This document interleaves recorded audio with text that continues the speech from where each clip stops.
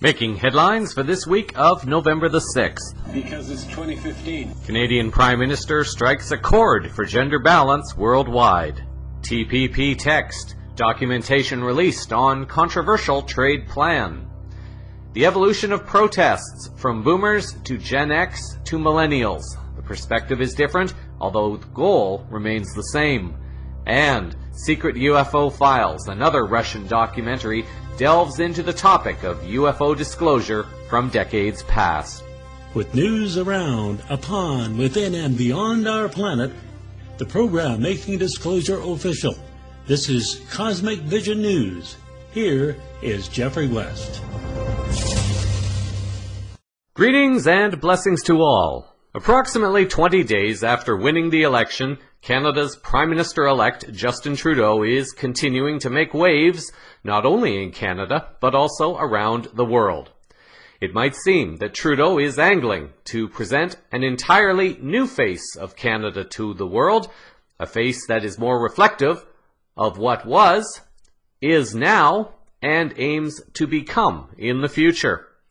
This week, on November the 4th, Trudeau introduced his cabinet ministers to Canada and to the world. In a style completely unlike his predecessor, Stephen Harper, who officially resigned on the morning of the 4th, Trudeau presented the image of being much more open and much more team-oriented. Where Harper maintained separation, even during his swearing-in years ago, Trudeau arrived with all ministers together on a bus, and they walked up the driveway to the house of the Governor-General where the ceremony would be held. The grounds were open to the public to view the proceedings, and free hot chocolate was served, something Harper would never have allowed or considered. True to his promise, Trudeau introduced a smaller cabinet consisting of only 30 ministers. Jessica Murphy, writing for the London Guardian, wrote, Trudeau has named a young and ethnically diverse cabinet with a ministerial team that for the first time in the country's history is equally balanced between men and women. The ministers, 15 women and 15 men, are mostly aged under 50, in a team marking both a generational change and a commitment to reflecting Canada's diversity. It's important to be here before you today to present to Canada a cabinet that looks like Canada, Trudeau, 43 years of age, told reporters on Wednesday, soon after he was officially sworn in as the country's 23rd Prime Minister, the second youngest in its history. The son of Pierre Elliott Trudeau, a former Prime Minister himself, Justin told the media that, "My thoughts today, sorry Dad, aren't mostly on him. They're very much on my own kids and the kids across this country that we are going to work very, very hard for to ensure they have a better future," he said. Murphy adds that in a dig at his predecessor, Trudeau promised cabinet members would have more significant independence with their files. Government by cabinet is back, Trudeau said. Harper was known for centralizing power around the Prime Minister's office during his tenure and dominating the policy decisions being implemented by his own ministers. Trudeau had repeatedly promised his government would be more open and transparent than the previous one. Unless one is Canadian, or one who has been following the Canadian political scene, one is not likely to fully appreciate just how different the elected government is behaving in its first days compared to the previous regime. Sonia Puzik, reporting for CTV News, wrote that the cabinet includes groundbreaking appointments, rookie MPs with big portfolios, and veteran politicians who are stepping back into the national spotlight. At the ceremony, a reporter asked Trudeau about the importance of having a gender-balanced government. Your cabinet, you said, looks a lot like Canada, and I understand one of the priorities for you was to have a cabinet that was gender-balanced. Why was that so important to you? Because it's 2015.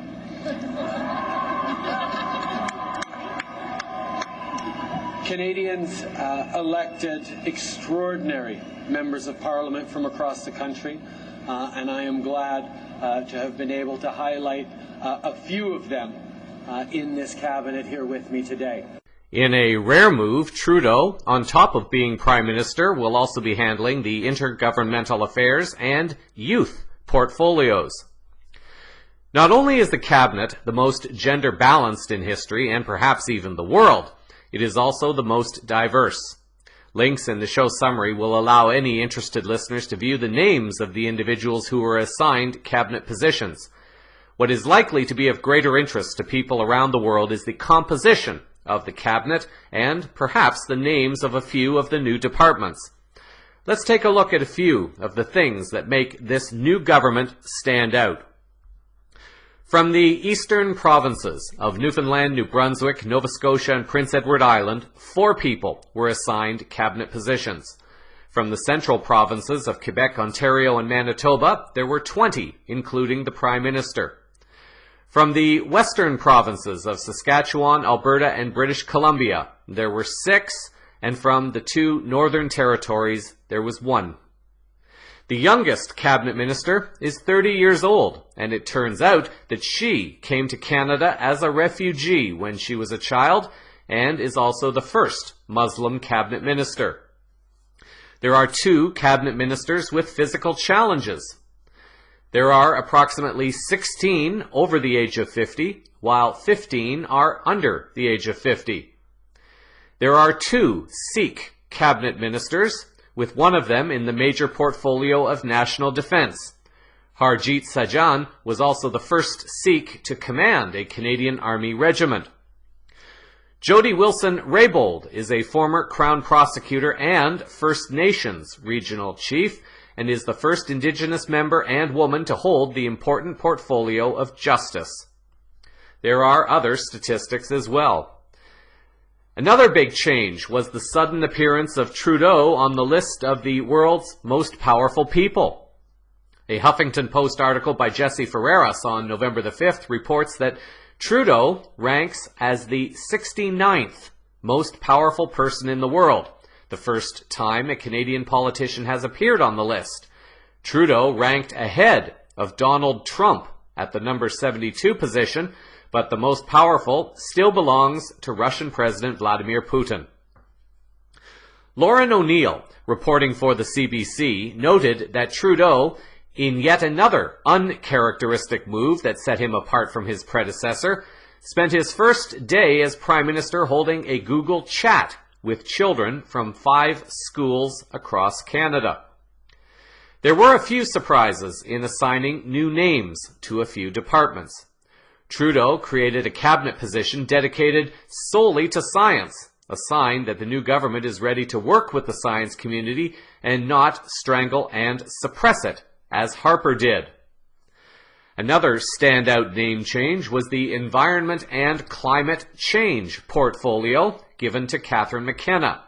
In announcing this new ministerial department, the Huffington Post quoted Trudeau as saying that Canadians expect their government to be responsible around climate change and addressing the impacts to the environment that we are facing, Trudeau said following the ceremony. Canada is going to be a strong and positive actor on the world stage, including in Paris at the upcoming Environmental Summit. That's why we have a very strong minister, not just of the environment, but of the environment and climate change, who will be at the heart of this discussion. The minister, Catherine McKenna, has a big agenda of promises to fill, according to the National Observer. The article by Michaelo Prupstupa writes that they include a price on carbon, a pledge to reverse Canada's international reputation as a climate laggard, and a $2 billion low-carbon economy trust to help kickstart a clean technology boom. Clean Energy Canada Executive Director Maren Smith said McKenna's law background will be invaluable at the UN climate treaty talks. She's also hopeful McKenna's appointment is a sign of good things to come in sustainable energy. Clean energy jobs in the country already outpace oil sands jobs. The article also noted the approval of Green Party leader Elizabeth May, probably the most environmentally knowledgeable member in Parliament, as approving of McKenna's appointment. The article added that during the election, Liberals pledged to use scientific evidence and the precautionary principle, and to take into account climate change when making big decisions. "We need to take real action on climate change," Trudeau said this summer while announcing his party's Green platform in Vancouver. "It's time Canada put a price on carbon pollution."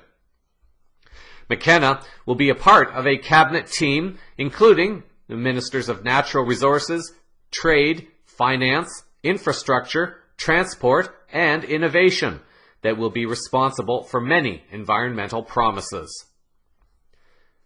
A department was renamed from the more negative Aboriginal Affairs to Indigenous and Northern Affairs. The post was given to Carolyn Bennett. Zian Lum, in a Huffington Post article, wrote that Bennett told reporters the departmental name change came from Indigenous people in this country and that she's viewing her new role as a Minister of Reconciliation. When asked about what she held in her hands as she took the oaths of office, she explained she carried an eagle feather and had collected cedar from her Georgian Bay cottage, sage, and an inukshuk, and bundled the items in a Métis sash. Her appointment and the name change was met with approval from within the Assembly of First Nations.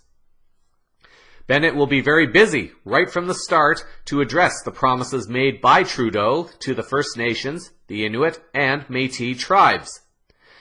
The article reported that as one of its major campaign planks, the Liberals pledged to signify renewed Indigenous relations by immediately, in quotation marks, initiating an inquiry into the cases of missing and murdered Indigenous women in Canada.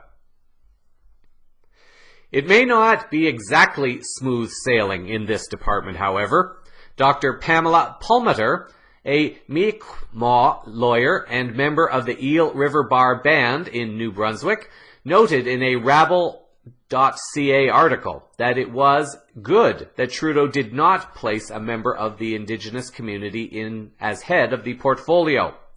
She writes that the worst thing that could happen for the promised nations-to-nation relationship is if Prime Minister Trudeau appointed a First Nation person as a Minister of Aboriginal Affairs and Northern Development Canada. Sometimes people misunderstand the role of Crown representatives. There is no doubt that diversity on culture, gender, and regional fronts helps the government to be more representative of the public, better inform policy, and decisions making and make for a more productive and effective government. However, Palmater continues, outside of considerations of governance, Crown representatives are always Crown representatives. They are there to protect the interests of the Crown. It must be remembered that members of Parliament owe their duty to the system, in quotes. That is, the Constitution, the rule of law, and all regulations imposed by parliamentarians.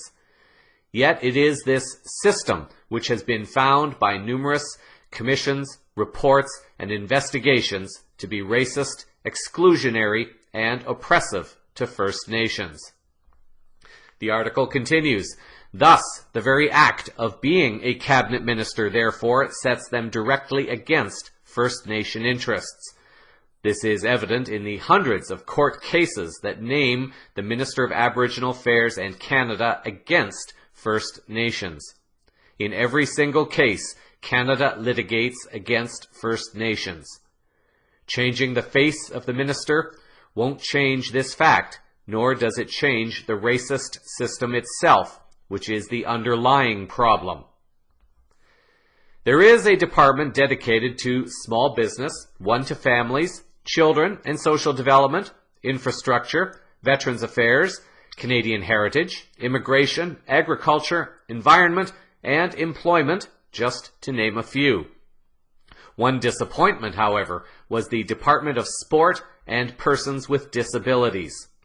I personally would not have chosen disabilities, as it is a very limiting term, preferring instead to go with physical challenges or something similar. Some others who will be getting a get-out-of-jail-free card are Canada's foreign ambassadors. The Huffington Post wrote that Trudeau sent a letter on November 4th to the ambassadors and high commissioners of Canada's foreign missions, telling them he and his cabinet will be relying on their judgment and insight to advance Canada's foreign policy goals. The letter, a copy of which was obtained by the Canadian press, tells them that Wednesday marks a new era for Canada's international engagement, and they have a critical role to play, referring to the ambassadors and high commissioners. The letter marks a reversal of the strict message control that the Harper Conservative government imposed on its most seasoned diplomats over much of the past decade.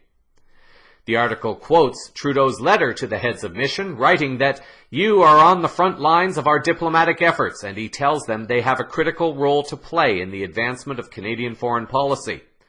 I expect that you will be engaged energetically in public diplomacy with other diplomats, host government officials, civil society, and the media in all manner of ways, through direct contact, the media, and social media, he writes. My cabinet colleagues and I will be relying on your judgment, insights, discretion, and work ethic in advancing our interests. I have every confidence that your reporting and our interactions when I am abroad will provide a critical, factual basis for our policies. With less than 2 months before the end of the year, the new Canadian government has an aggressive agenda to fulfill. Parliament will be recalled on December the 4th, with the throne speech on the 5th. Included on the agenda is also expected to be the topic of the right to die and the case for better care for elderly people. What is important in this story are the facts that highlights how much a government can change when people begin to demand it. CVN is observing carefully whether or not the new government will truly address issues like the spying bill, the Transpacific Partnership, and the Transatlantic Trade and Investment Partnership agreements, among other things. For now, it looks promising, and it will be up to the people of Canada and the world to help ensure that this government, and indeed all governments, get on track and stay on track in honoring humanity and our planet. In other geopolitical news, perhaps to the relief of Canadians, U.S. citizens, and Indigenous tribes on both sides of the border, President Obama on November the 6th declared that the Keystone XL pipeline project that was to ship crude oil from Canada through the United States to the Gulf of Mexico was going to be stopped. Several years ago, the State Department began a review process for the proposed construction of a pipeline that would carry Canadian crude oil through our heartland to ports in the Gulf of Mexico and out into the world market. This morning, Secretary Kerry informed me that after extensive public outreach and consultation with other cabinet agencies, the State Department has decided that the Keystone XL pipeline would not serve the national interests of the United States. I agree with that decision.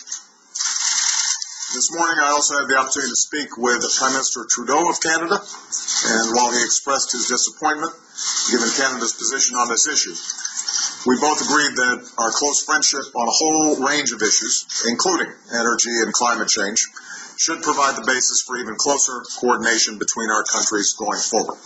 And in the coming weeks, senior members of my team will be engaging with theirs in order to help deepen that cooperation. Now, for years, the Keystone Pipeline has occupied what I frankly consider an overinflated role in our political discourse. It became a symbol too often used as a campaign cudgel by both parties rather than a serious policy matter. And all of this obscured the fact that This pipeline would neither be a silver bullet for the economy, as was promised by some, nor the express lane to climate disaster proclaimed by others.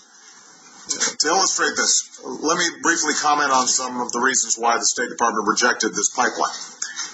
First, the pipeline would not make a meaningful long-term contribution to our economy. So, if Congress is serious about wanting to create jobs, this was not the way to do it. Second, the pipeline would not lower gas prices for American consumers. In fact, gas prices have already been falling steadily. Since I took office, we've doubled the distance our cars will go on a gallon of gas by 2025. Tripled the power we generate from the wind. Multiplied the power we generate from the sun 20 times over. Our biggest and most successful businesses are going all in on clean energy. And thanks in part to the investments we've made. There are already parts of America where clean power from the wind or the sun is finally cheaper than dirtier conventional power. The point is, the old rule said we couldn't promote economic growth and protect our environment at the same time. The old rule said we couldn't transition to clean energy without squeezing businesses and consumers. But this is America, and we have come up with new ways and new technologies to break down the old rules. CTV News carried this response from Trudeau. Trudeau has released a statement saying he is disappointed but respects the decision. The pipeline's backers, TransCanada, says it is reviewing options and will potentially file a new application for the pipeline. But I want to show you this statement here. You can read what Justin Trudeau said. We are disappointed by the decision, but respect the right of the United States to make the decision. The Canada-U.S. relationship is much bigger than any one project, and I look forward to a fresh start with President Obama to strengthen our remarkable ties in a spirit of friendship and cooperation. For more, let's bring in CTV's political commentator, Craig Oliver, joining me from Ottawa. We heard the President of the United States, Craig, say that this pipeline became almost too much of a political football, and it's not needed in the United States. Your reaction? Politically, I think this is a bit of a break for the Trudeau government. It takes off inheritance off the table. I think that's probably part of why the timing for the White House was where it is. But it also means that the Trudeau government isn't going to have to deal with this issue for a year or more until a decision is made, to be told to fight harder for it in Washington and elsewhere. It's off the table. Over to financial news now, and arguably one of the larger financial stories for the week involves the release of the text of the Transpacific Partnership Agreement, or TPP. Australia's abc.net.au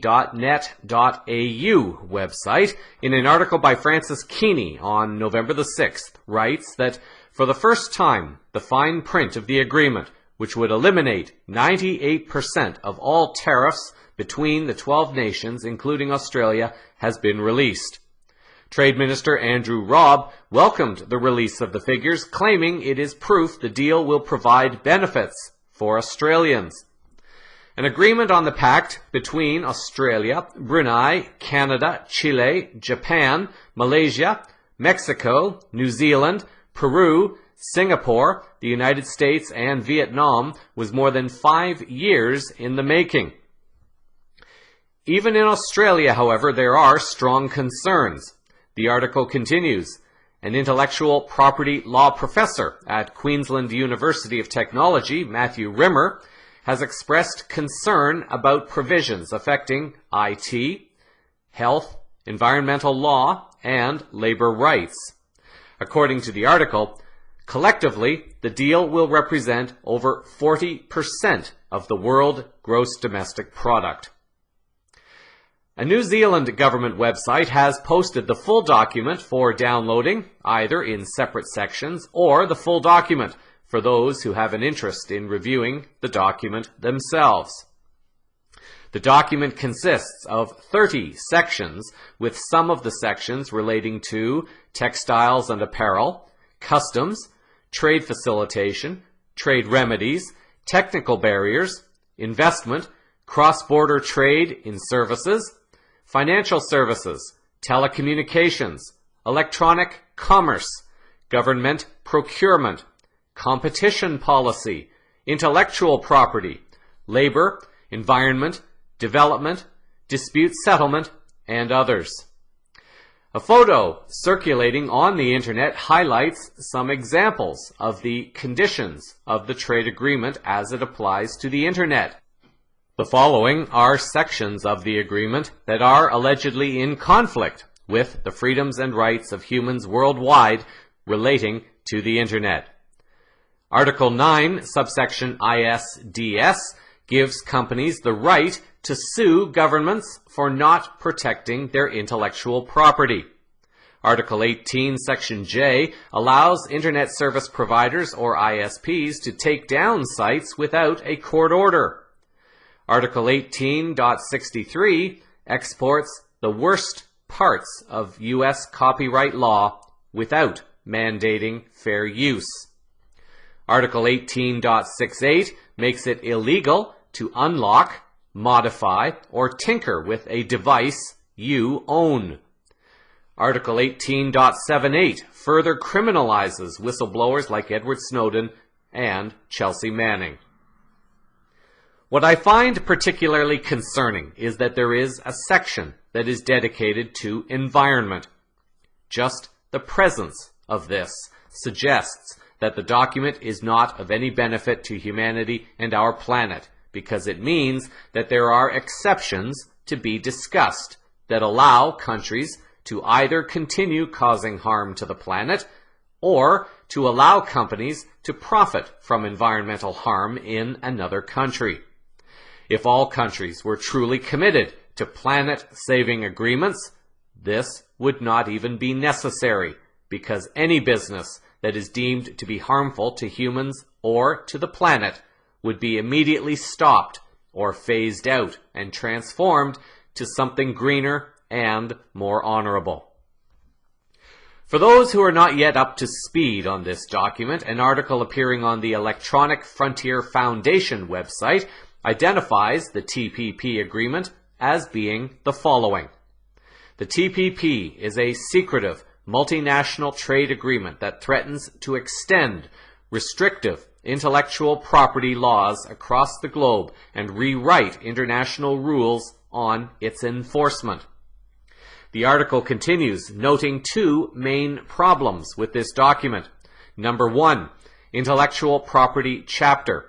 Leaked draft texts of the agreement show that the intellectual property chapter would have extensive negative ramifications for users' freedom of expression, right to privacy, and due process, and hinder people's abilities to innovate. Number two, lack of transparency. The entire process has shut out multi-stakeholder participation and is shrouded in secrecy. The article asks why people should care, and the article writes that the TPP raises significant concerns about citizens' freedom of expression, due process, innovation, the future of the Internet's global infrastructure, and the right of sovereign nations to develop policies and laws that best meet their domestic priorities. In summary, the TPP puts at risk some of the most fundamental rights that enable access to knowledge for the world's citizens. The article has links to 5 countries where people can take more action. Those 5 links will appear individually in the show summary. It will be up to the honorable people of the world who have an understanding of legal text to go through this document and inform the public as quickly as possible as to the potential dangers of this agreement, so that pressure can be mounted on the appropriate governments to prevent greater loss of freedom and national sovereignty to corporate interests and to corrupt international commercial law. In the United States, a petition website has been set up for people to sign their protest against the TPP. The website is fightthetpp.org, and this link will also be in the show summary for those in the U.S. who wish to sign or share. Taking a short trip down to the continent of Africa for a few moments and to the country of Zimbabwe now.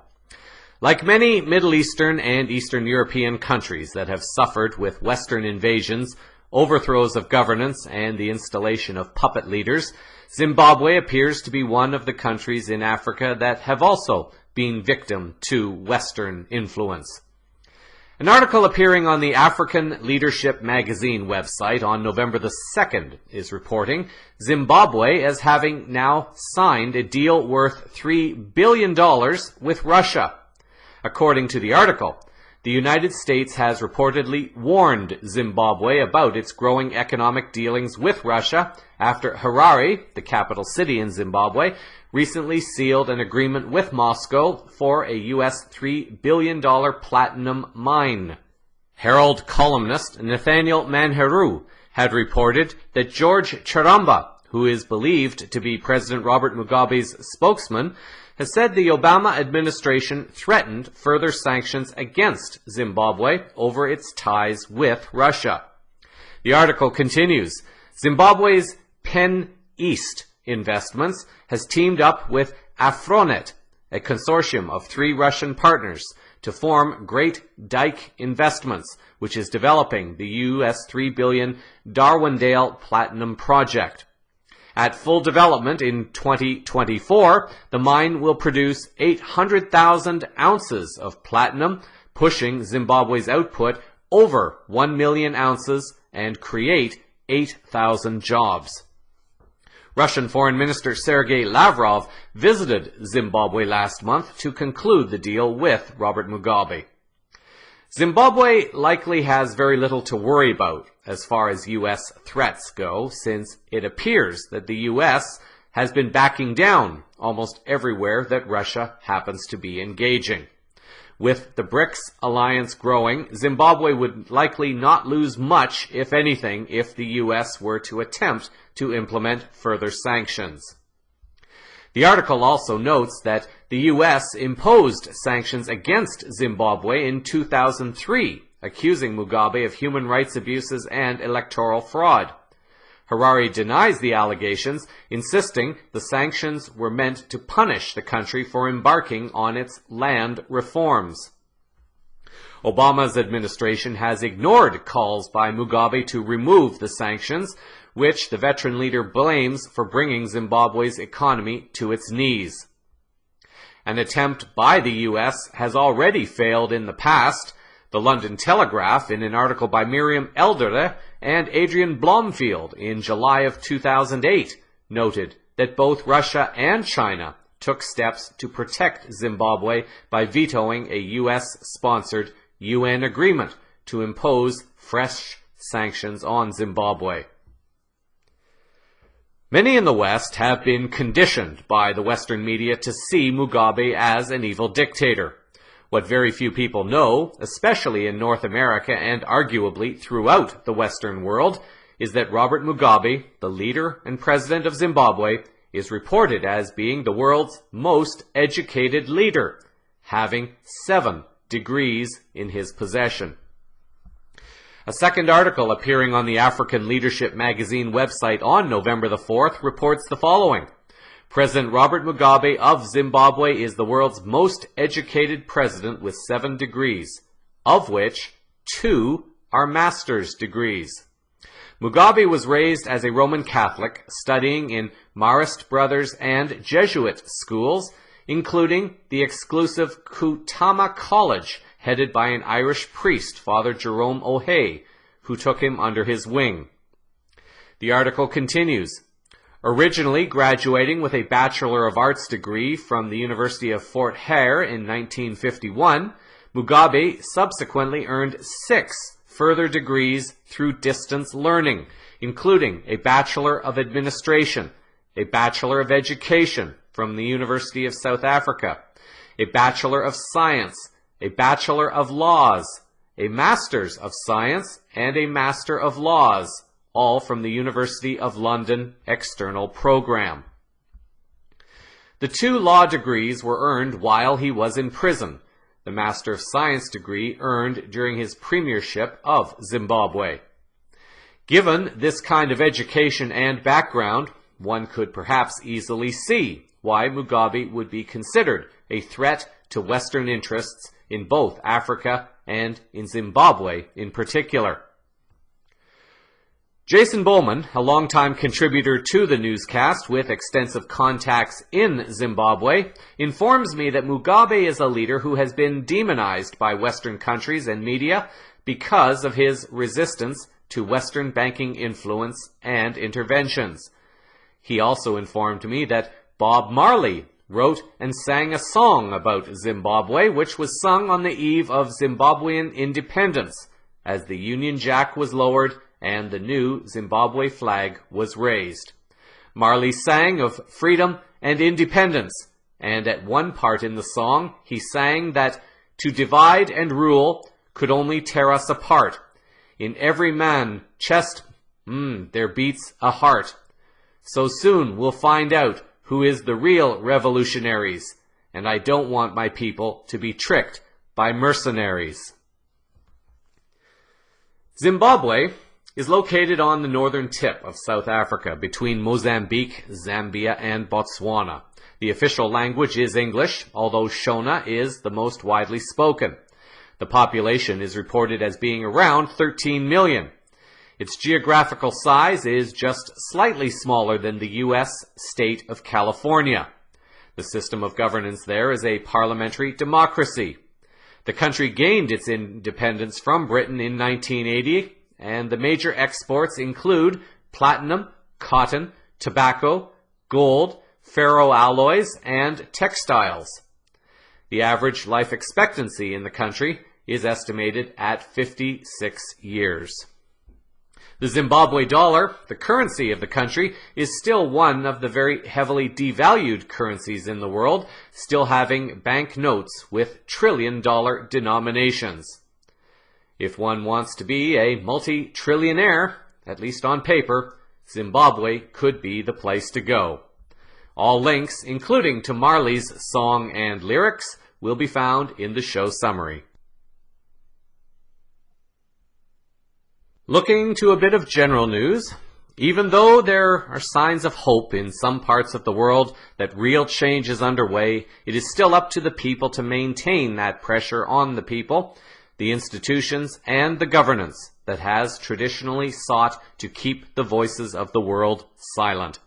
This engagement has evolved over the years, as you will hear more about in a moment. There are, however, certain movements that seem to empower people, and the Million Mask March appears to be one of them.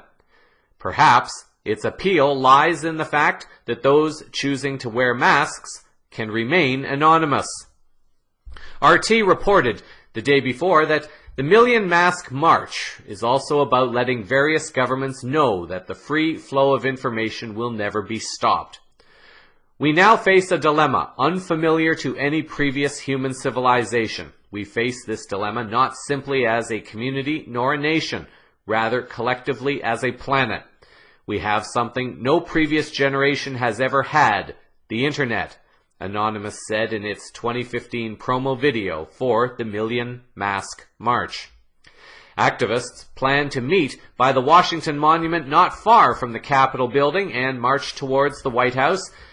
They are going to be protesting a wide range of issues, including police brutality, the Second Amendment, and major corruption in every government, to name a few, while rallying for freedom.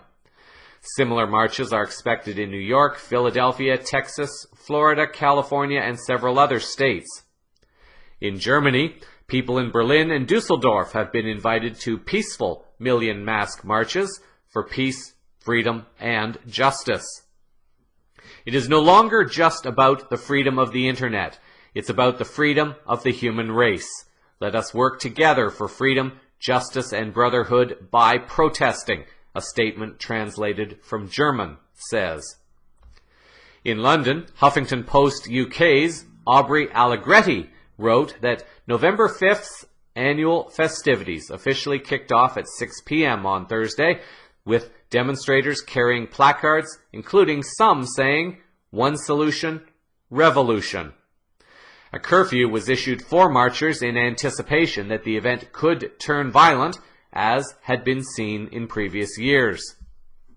Police spokesperson Pippa Mills indicated that British police were expecting violence, and there was some, although a statement by Anonymous promoting the event was quoted as being a call for positive change in the world. According to the statement, "We have seen the abuses and malpractice of this government and governments before it, and we have seen the encroaching destruction of many civil liberties we hold dear. We have seen the pushes to make the internet yet another part of the surveillance state. We have seen the government's disregard for migrants, for the poor, the elderly, and the handicapped. We have seen the capital, profit, and greed of the few put before the well-being of the many, and we say enough is enough. The government and the 1% have played their hand," they concluded by adding, "Now it is time to play ours." The voice of Anonymous has spoken. A lot of unusual, and some may even say weird, things are happening upon our planet, and it appears to be happening at an unprecedented rate. There are those who are desperately trying to maintain their power and control over humanity and our planet, and there are those who are actively awakening and resisting that power and control. There is an extensive campaign of fear and disinformation amidst a campaign that seeks to inform and empower individuals into remembering and stepping into their personal power, and thus becoming their own agent of unique change in co-creating a new earth. The mainstream media and other institutions have also sought at times to try to drive a wedge in between the group that is standing up to the global cabal, the intention being to keep the people from uniting in their intent and purpose, and remain focused on separation and fear. Taking a step back to 2012 for a moment, and an article by Larissa Faw appearing on a well-known business news website, Forbes, and addresses the new generations being born at this time, what Faw and others call the millennials.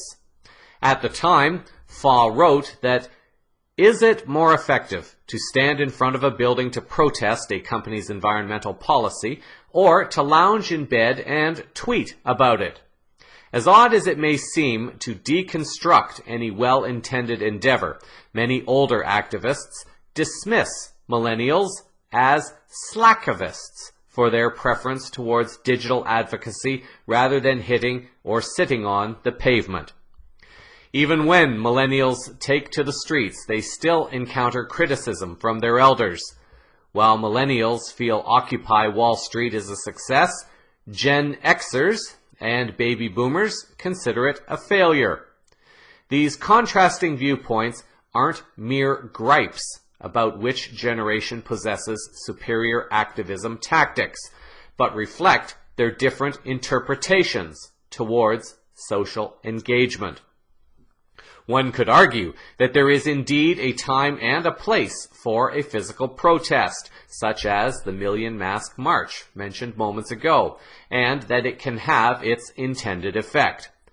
Given this day and age, however, when at least some governments have empowered police forces to act in a more militarized manner, and with greater physical harm towards protesters, another might argue that a new tactic is required in dealing with criminally corrupt law enforcement, acting on the orders of criminally corrupt governance with the protection of a criminally corrupt system of commercial law. The article basically highlights that the previous generations were more focused on physical protests as a way of achieving change. Since change never really seemed to come, it came down to those within the millennial generations to attempt a different strategy, one focused on a social movement for change. The article writes that millennials say today's social activism incorporates social responsibility into everyday behaviors. 44% try to practice being green in their daily lives, reports the intelligence group. Millennials view social activism much more as it relates to their overall persona than the generations before them, says Kessler. Our research indicates they are significantly engaged, but are less active in individual actions. Their social activism is insinuated in every aspect of their lives. Cosmic Vision News could be considered an example of this. The article continues, as such, millennials don't feel the need to show up to a one-day rally to protect the spotted owl because they volunteer regularly at animal shelters, purchase eco-friendly products, and have been fans of the Save the Spotted Owl Facebook group for 10 years. Plus, they talk about owls with their friends and family all of the time. They actualize their most important values and stand behind them with everything they do to bring about change, says Altimeter Group's Brian Solis.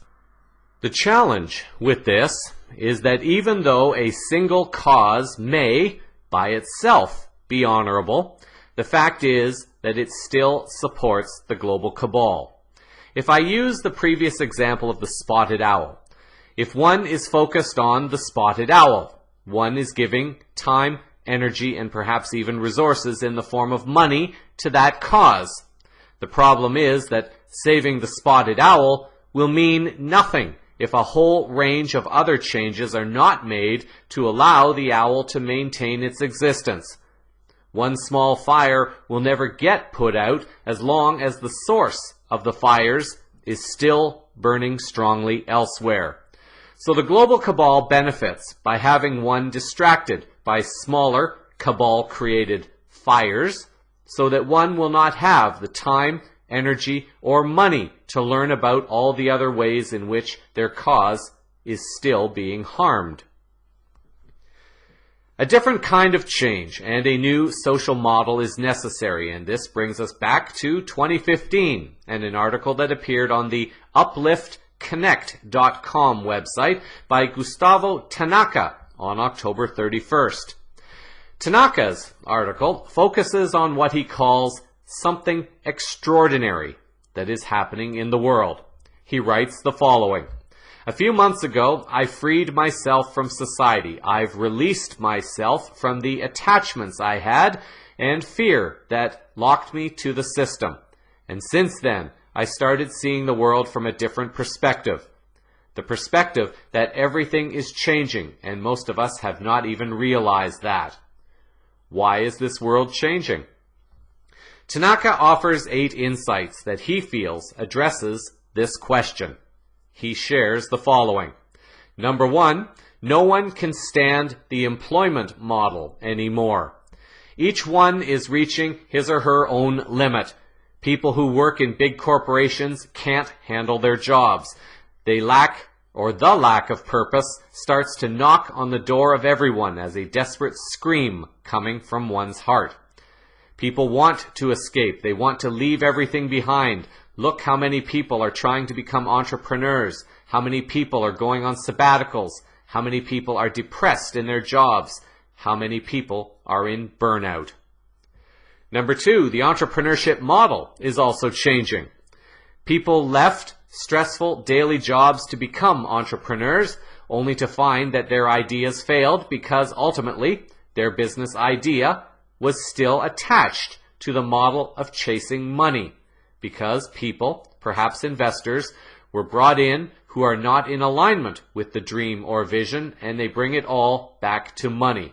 A new model of entrepreneurship is needed. Number 3, the rise of collaboration. Many people have already realized that it makes no sense to go alone. Many people awaken to the craziness of the mentality of going on your own. But fortunately, things are changing. All the movements of sharing and collaborative economy are pointing towards this direction. The rise of collaboration, sharing, helping, giving hands, getting united. Number 4, we are finally starting to understand what the Internet is. The Internet is an incredibly spectacular thing, and only now, after so many years, we are understanding its power. The Internet is taking down mass control. There is no more television, no more are there just a few newspapers printing the news they want us to read. You can follow whatever you want. You relate to whomever you want. You can explore whatever you want, whenever you want. With the internet, the small starts to get a voice. The anonymous become known. The world gets united, and the system may fall. Number 5, the fall of exaggerated consumption. For many years, we have been manipulated, stimulated to consume as maniacs, to buy everything that was launched in the market. But many people have already understood that it makes no sense at all. We need nothing of what they told us we needed. And this consciousness can break any corporation that depends on exaggerated consumption. Number 6, healthy and organic eating. We were so crazy that we accepted eating just about any kind of garbage. It only needed to taste good in our mouths, and that was enough. We were so disconnected that they started to add poison in our food, and we didn't say anything. But then some guys started to wake up and give strength to the movements of healthy eating and organic consumption. And this is going to be huge. But what does that have to do with economy and work? Everything. The production of food is the basis of our society. The food industry is one of the most important in the world. If consciousness changes, our eating habits also change, and consumption changes, and then the big corporations must follow these changes. The small farmer is starting to have strength again. Also, people who are planting their own food, and that changes the whole economy. Number 7, the awakening of spirituality. How many friends do you have that practice yoga? What about meditation? How many used to do it 10 years ago? For many years, spirituality was something for the esoteric people, or those weird people into mysticism. But fortunately, this is also changing. We got to the limit of our rationality. We could see that with only the rational mind, we cannot understand everything that happens here. There is something more happening, and I know you want to understand. You want to understand how things work here, how life operates, what happens after death, what is this energy thing people keep talking about, what is quantum physics, and how can thoughts become things and create our reality? What are coincidences and synchronicities? Why does meditation work? How is it possible to cure with the hands?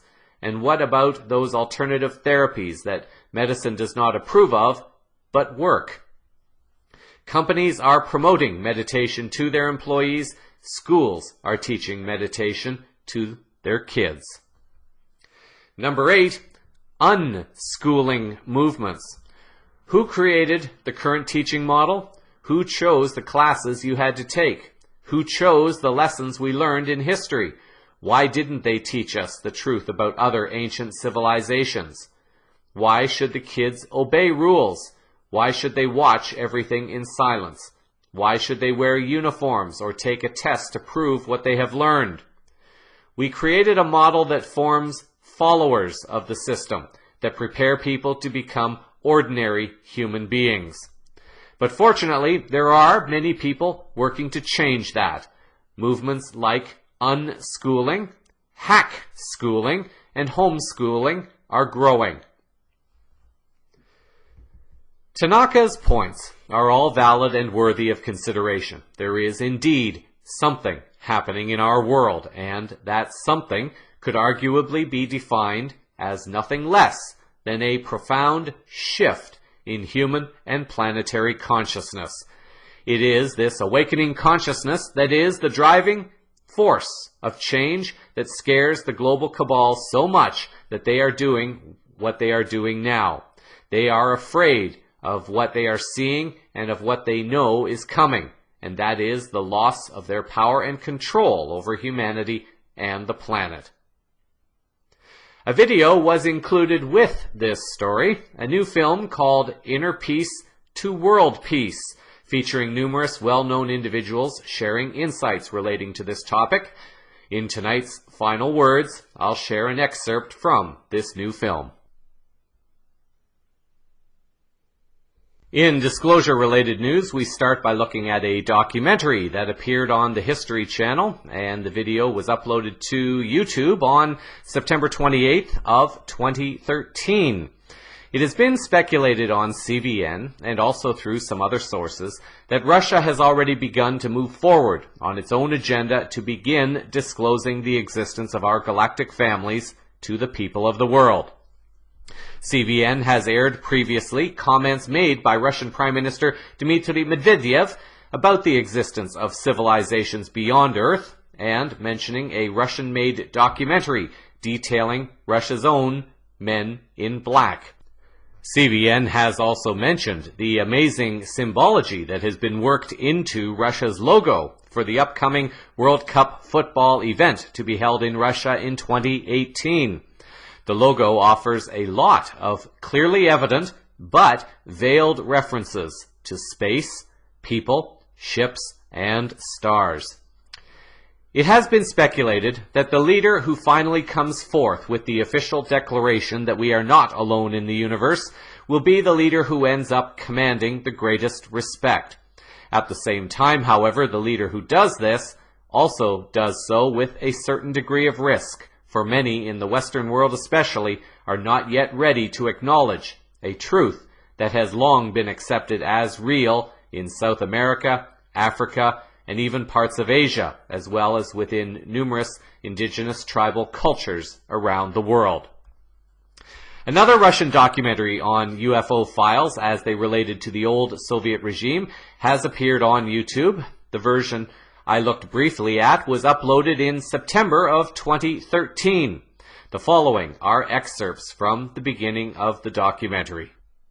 They are mysterious stories that have captured the imaginations of UFO believers and sparked covert government investigations. It was a gigantic object 300 meters in diameter. It made very strange aerial maneuvers. But these are not celebrated American paranormal incidents. These UFO episodes took place in a country for years, shrouded in secrecy. Behind the scenes, the Russian government, the Russian military take this phenomena very seriously. They've been lying directly to their own people.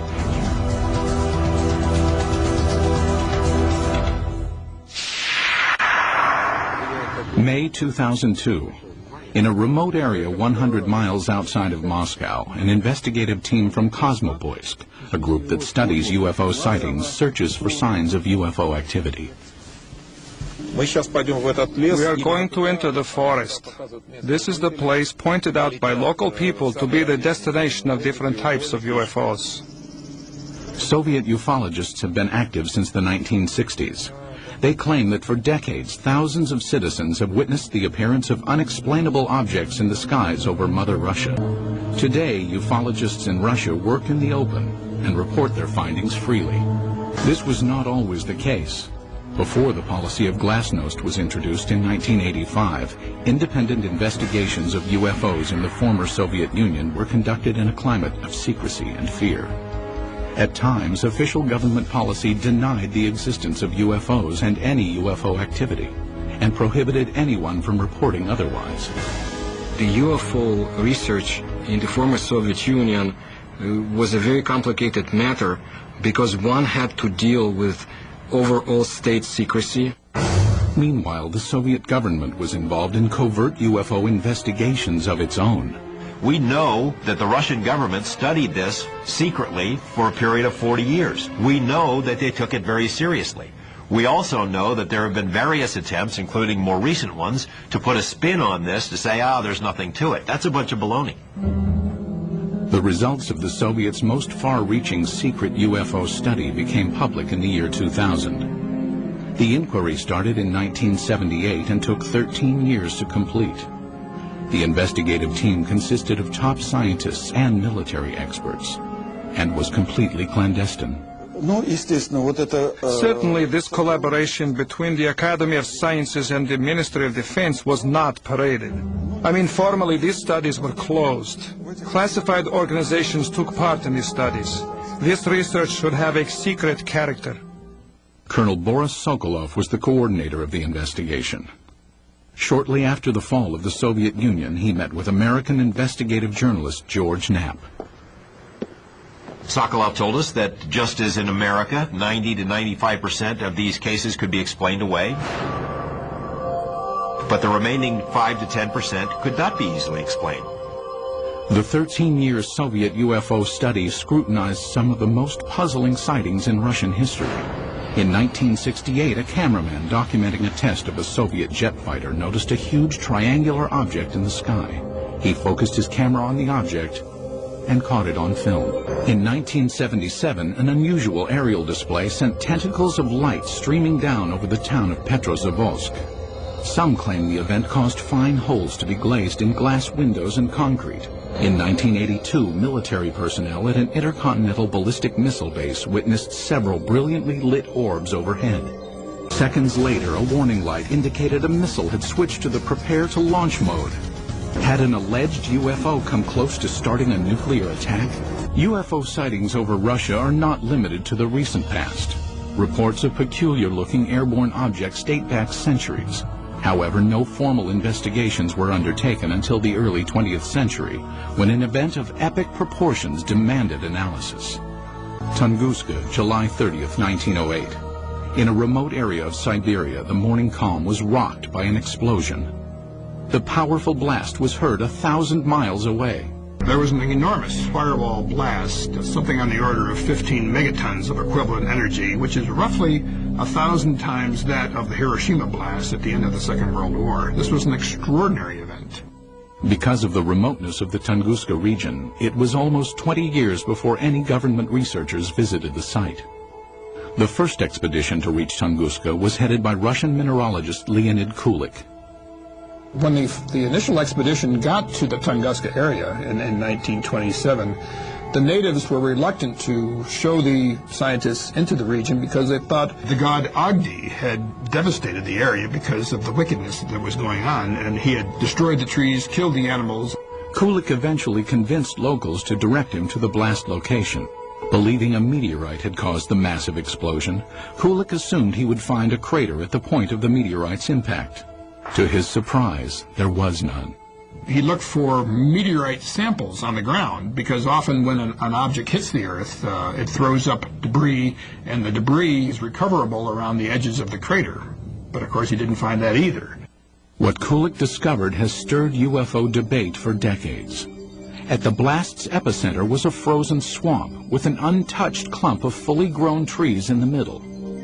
Circled around the grove, 10 million dead trees lay in a symmetrical ring, seemingly mowed down by a cosmic scythe. So here we have an enormous blast site with no crater, no fragments or meteorites around the rim of the crater, and this radial pattern of burnt trees knocked down for some 20 miles in all directions. In the years that followed, others traveled to Tunguska to study the unusual occurrence. There might have been fruits obtained by labors of another expedition sent by the head of the Soviet secret police in the late 1940s. But all we know is that such expedition existed. We do not know what has happened to the items and the information it collected. Further baffling ufologists were reports of radiation damage in the Tunguska blast region. There were also some reports of mutations taking place in plant life, and even some humans apparently suffered some gene damage. In 1947, Russian Army Colonel Alexander Kazantsev developed a remarkable theory based on information about the devastating consequences of America's atomic bomb attacks on Japan. He was listening to the report about the nuclear bombardment. The announcer gave a very long and very detailed description of how and in which direction trees, houses had fallen, and so on, how everything was hit. He realized that what had happened in Hiroshima, exactly the same happened at Tunguska, only nearly half a century ago. Kazantsev hypothesized that the nuclear-like devastation seen at Tunguska must have been caused by the crash of a nuclear-powered alien spacecraft.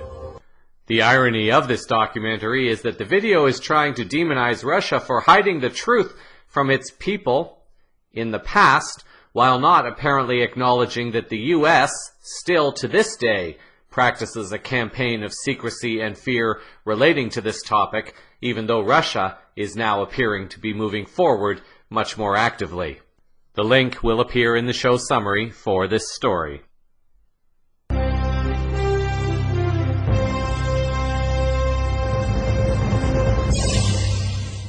Finally, in health news, an article that appeared on the Spirit Science website from last August is worth taking a look at this week.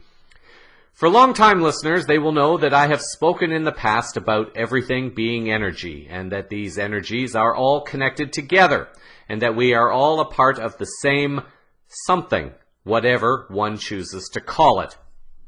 The article's author, Therese Wade, has a Master's of Science degree in acupuncture and Oriental medicine and combines that with her experience in Chinese medicine, shamanic studies, Kundalini meditation, and hypnotherapy. Wade starts out by describing how every part of the body has its own consciousness or its own soul, words that the author had received from several indigenous women, as the author began a journey within to explore and discover the healing capacity of the body. Wade had apparently been experiencing various chronic conditions, and the author began to wonder if incorporating this understanding into a meditation routine could help the body to participate in its own healing. By entering a deep state of relaxation in meditation, Wade found it was possible to enter into a heartfelt conversation with the body without knowing what to expect. After about 1 hour of focused communication, the body began to respond. Wade writes the following: connective tissue pulled and stretched apart, layers of scar tissue. Nerves fired, and my calf muscles began to perform flexion and extension exercises independently of my conscious control. As this response continued, one of my calf muscles that had become paralyzed by the neuropathic condition, diagnosed as reflex sympathetic dystrophy, came back to life as electric light jolts shot through the area. My heart pounded as I realized that the path to my freedom from this condition had finally begun. With a background in acupuncture and Oriental medicine, I knew too well how prevalent chronic pain is in this country, and I wondered what the implications of this phenomenon could mean to so many others who were suffering. Wade continues, when instructing my clients, I explain that a regular meditation practice is necessary to train the brain to enter alpha and theta brain wave states. While in these states, communication between the conscious mind and the physical body is dramatically enhanced. I have found that when communicating, there are 3 key steps to gaining the cooperation of the body. 1.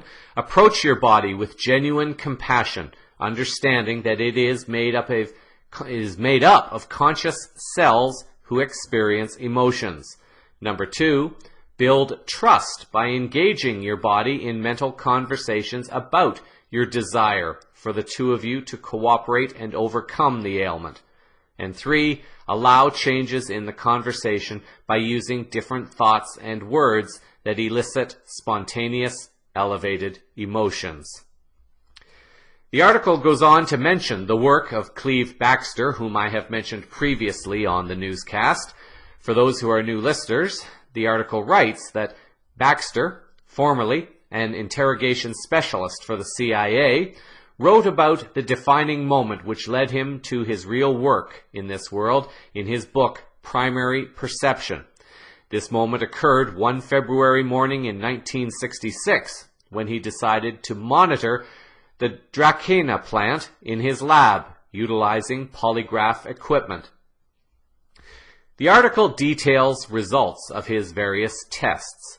that plants responded with fear, at least initially, when presented with a threat. Further testing revealed that the plants were able to begin discerning between real and non-real threats. Even further testing revealed that it was not only plants that connect to individuals telepathically, but cells within a human body also experienced similar reactions only from human intention. What's more is that these human cells still experienced similar reactions even when separated from the body over large distances.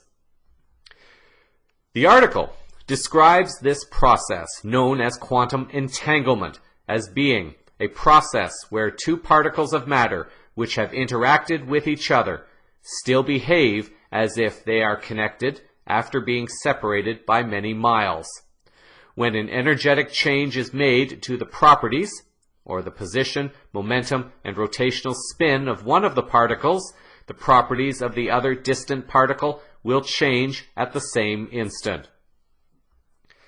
This scientific phenomenon and the research of Cleve Baxter point to the Eastern concept of oneness, the view that all of nature is interdependent. Ancient cultures understood this interconnection as a living universal energy field that sustains life while guiding the evolution of consciousness throughout the universe. The meditation techniques involved in my practice, and this is the author still writing, bring the mind into attunement with this field. Energy from this field is then focused into a physical healing event through clear intention, delivered by means of a conversation that evokes spontaneous emotions and attunes the physical body to the conscious mind. This method, which I call Antara, which is Sanskrit for within, enables one to experience the raw creative healing ability generated by an alliance of the mind and body with this living universal energy field. Some listeners will also recall that the late Dr. Masaru Emoto has also done research and presentations on the effects of intentions through the conscious use of wording and its impact on water molecules. Water makes up, arguably, between 65 to 80% of the human body. As mentioned moments ago, Wade refers to her practice of Antara, which means within. Her website describes the practice of Antara as being a unique approach to mind-body medicine based on the understanding that every part of your body has its own consciousness. Through a combination of meditation techniques, you will be guided to go deep within to develop a heartfelt relationship with your physical body. As you do this, it will begin to trust you and cooperate with you on a new level. This advanced self-healing method draws in source energy and activates the pineal gland, creating a new environment for enhanced communication between the mind and body. A process of talking to and listening to the body is followed in order to elicit beneficial changes within the tissues and systems. For those who may be feeling a connection to this article or to this practice as a possible tool for oneself, the links will appear in the show summary for this story. And in this week's final words, I have spoken numerous times in the past on the somewhat elusive term that people call peace. As many listeners know, I have a master's degree in peace education, and yet I could not get a job teaching at the UN-mandated University for Peace in Costa Rica because my holistic vision for global peace conflicted with the university's vision for the business of peace. As part of my rebellion against the university for its business of peace practices, my thesis found that the word peace currently lacks a broadly accepted holistic definition. Therefore, when global leaders claim to want peace, when representatives claim to negotiate peace, when researchers claim to measure or quantify peace, when academics claim to study peace, and when institutions claim to teach peace. What is it exactly that they are claiming? There is a conflict, therefore, because leaders, negotiators, researchers, academics, and institutions are all dependent upon a state of peacelessness in order to maintain their business of peace model. I offered a definition of peace for consideration within a global context as being an internal experience of unconditional love and service to life, relative to one's uniquely different and equally beautiful relation with life in every moment of now. In every moment, one will be slightly different, and therefore how one approaches peace and love will depend upon what is happening in one's world each and every moment. It may be easy to be peace in one moment, but then someone says something and suddenly one is upset, and therefore it becomes harder to be love or to be peace in that moment. Yet, it is in those moments where one is challenged to be that love or peace where it is not present. Sometimes one may do well, and other times one may not do as well, although the goal is to be the best that one can be in each moment of now. At all times, we are attempting to serve the highest good of all, and not only one's self-interests. We are in service to this larger, ever-evolving process called life. The physical, the non-physical, the visible, and the invisible that supports and sustains everything not only on earth, but also beyond. This week, I close by sharing an excerpt from a new film called Inner Peace to World Peace.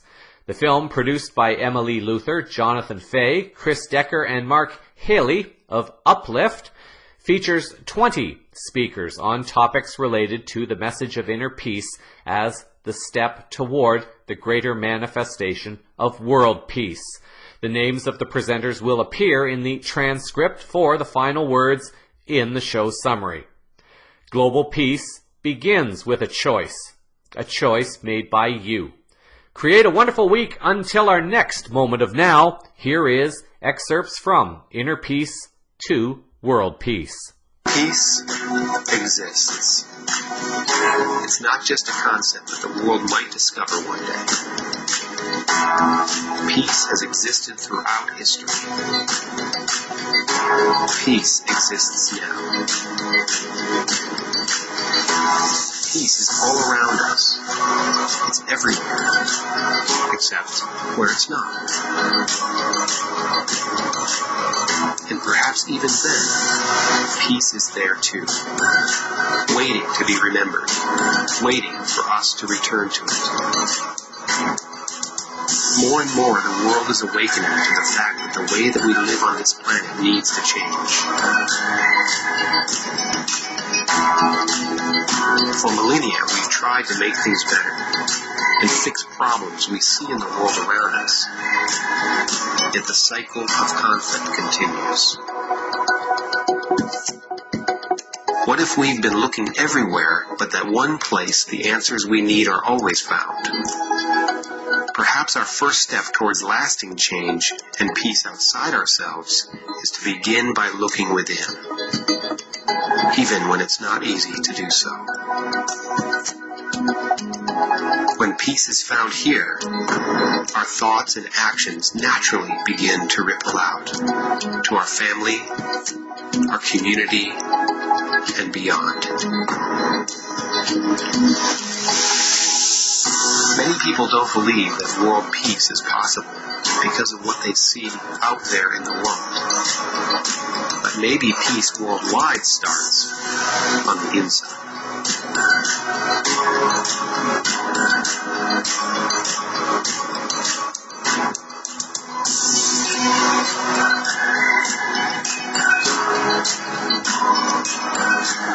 I think we all, at the very core of our being, all human beings, all 7 billion of us, are yearning for peace.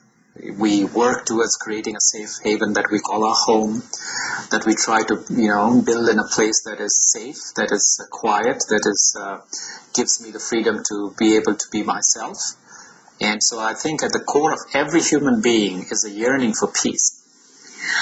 Well, it's obvious the world is going through increasing stress and chaos. And that's affecting every single person on the planet. It's affecting everyone in several ways. One is people are connected now. Most people, even very poor people, are connected through their cell phones and their internet. So people are really understanding more what's going on and through media throughout the world. And that creates a lot of stress because mostly what the media reports is stressful. And not about all the positive changes, but about all the problems. It's really unfortunate that most of our history books are really books about war, often about an elite fighting for more land or conquering more people, expanding beyond their boundaries. We don't get to hear about peoples who coexisted peacefully, sometimes for thousands of years. There is documentation if we look for it. We can find stories of indigenous peoples who maintained very peaceful coexistence for many, many generations.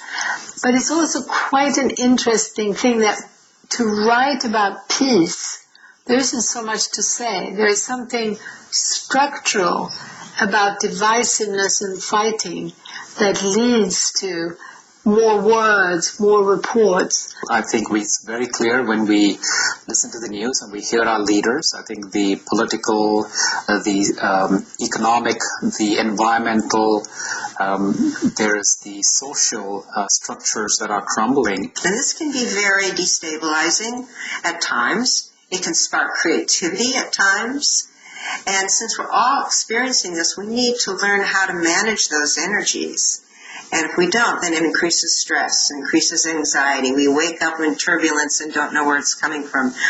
All of that is actually an opportunity and a gift, because when people don't know where else to go, they go to their heart. And so more and more people are looking deeper within. They're saying there's got to be some other answers. There's got to be some place to go. There's got to be some solutions. If an individual wants to achieve inner peace, there are many different modalities and technologies to help them control their thoughts and beliefs and consciousness in doing that. But personally, I believe there's a fundamental need first for finding love for oneself. When there is no inner practice, when there is no self-knowledge, when there is no self-love, it's virtually impossible to feel deep love and compassion for others. If you can't love yourself, then by definition, you can't really love anybody else. And nobody can love you for a simple reason. If someone says they love you and you in your mind are saying, I'm not lovable, then right away you will dismiss anybody who says that they love you because you can't love yourself. I know that when I'm not feeling peaceful inside, then I'm much more reactive and much more prone to lashing out.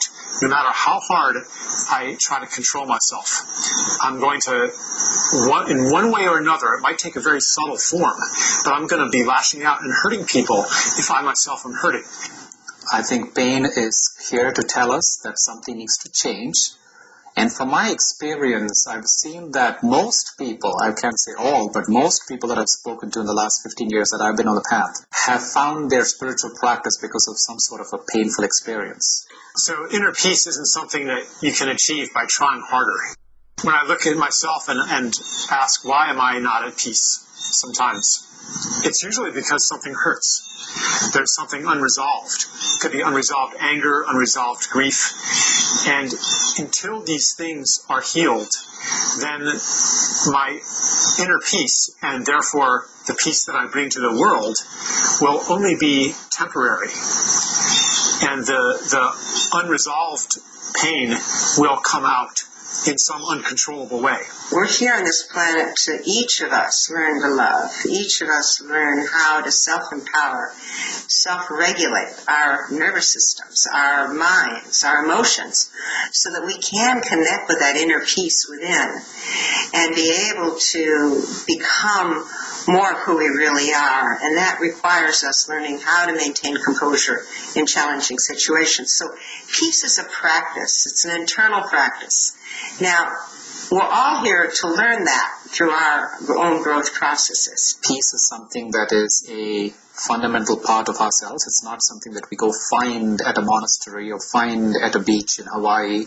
People who have dived deeply into their inner world tend to find this, that the actual nature of our deeper consciousness has all these qualities just inherent to it. It has peace, has love, has compassion, has strength, power, all these qualities. They're not really to be developed or attained, but they are our nature. So how I tend to relate to it is it's more a process of clearing away those things that are obscuring that reality, and that's where the process of purification comes in, of inquiring into the patterns that constitute our identity, how our psychology is sort of formed, our egoic identity, working through the wounds from the past. So I think that the spiritual path tends to be a two-part process. There's the purification part, the working through our issues and all of that. And then there's the realization part, realizing our deeper nature,